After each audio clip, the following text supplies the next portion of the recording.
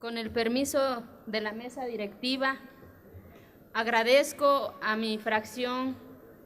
de permitirme presentar esta iniciativa con el permiso de cada uno de ustedes, a nombre de mi madre,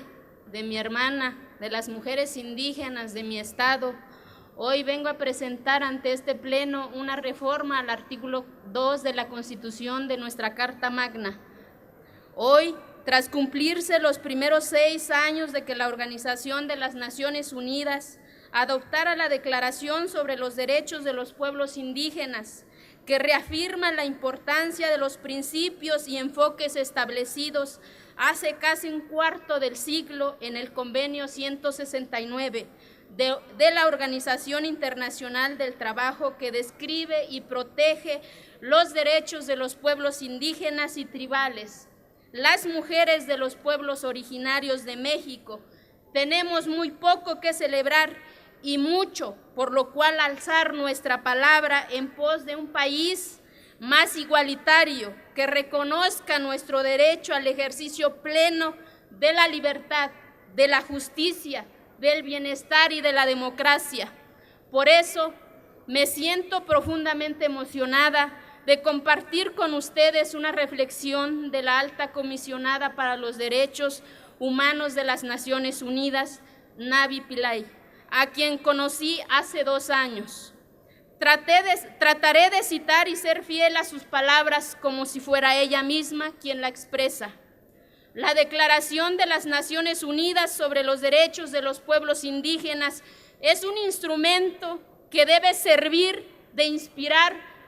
para las mujeres y los hombres que buscan abrir espacios y derribar barreras. Pero lo más importante es que cada uno de manera individual sea parte de esa lucha para forjar todos los días los sueños de progreso, libertad de los pueblos del mundo.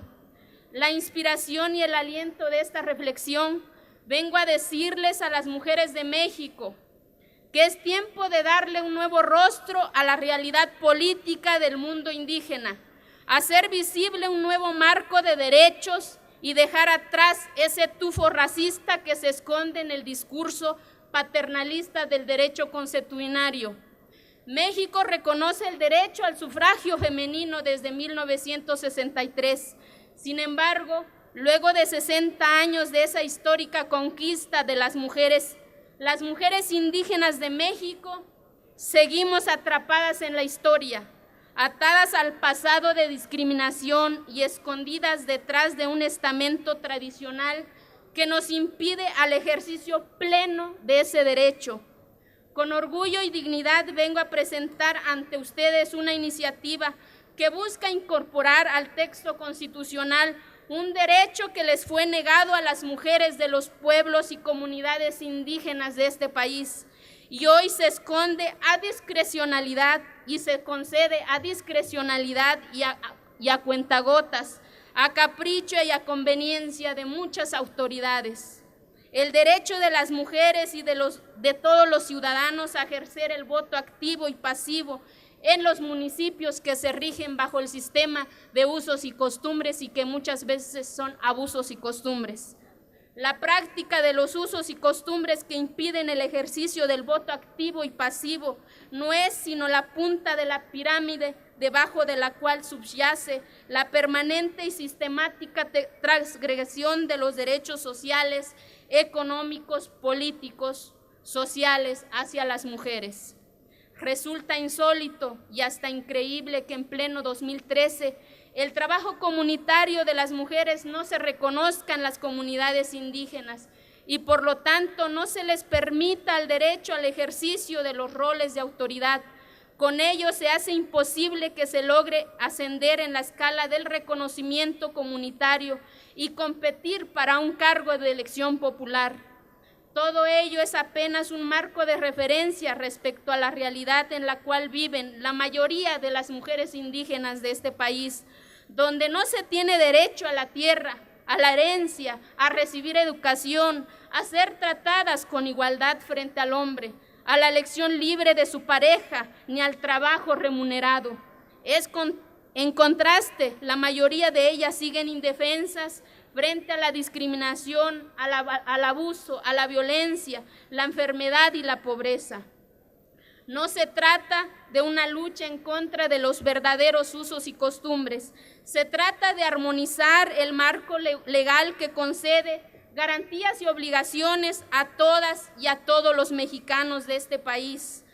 con las normas que rigen a los pueblos y comunidades de México. Lo anterior para que en aquellas entidades federativas en donde aún no se reconoce a las mujeres indígenas su plena y total participación en los procesos electorales de sus comunidades. La legislación local que garantice plenamente el derecho de las mujeres indígenas a votar y a ser votadas en condiciones de igualdad frente a los varones. Por lo anterior, presento ante ustedes un único decreto que reforma la fracción tercera del apartado A del artículo 2 de nuestra Carta Magna, para quedar como sigue: elegir de acuerdo con sus normas, procedimientos y prácticas tradicionales a las autoridades o representantes para el ejercicio de sus formas propias de gobierno interno, garantizando que las mujeres indígenas disfrutarán y ejercerán su derecho a votar y a ser votadas en condiciones de igualdad con los varones, y acceder y desempeñar los cargos públicos de elección popular para los que hayan sido electas o designadas, en un marco que respete el pacto federal y la soberanía de los estados. En ningún caso las prácticas comunitarias podrán limitar los derechos políticos y electorales de los y las ciudadanas en la elección de sus autoridades municipales. Por lo anterior, dejo esta iniciativa a la consideración y pido que lo auspicien con generosidad, porque hoy más que nunca necesitamos más mujeres indígenas ante esta tribuna, más presidentas municipales en sus comunidades. Muchas gracias y solicito al presidente que se turne también a la Comisión de Asuntos Indígenas. Gracias.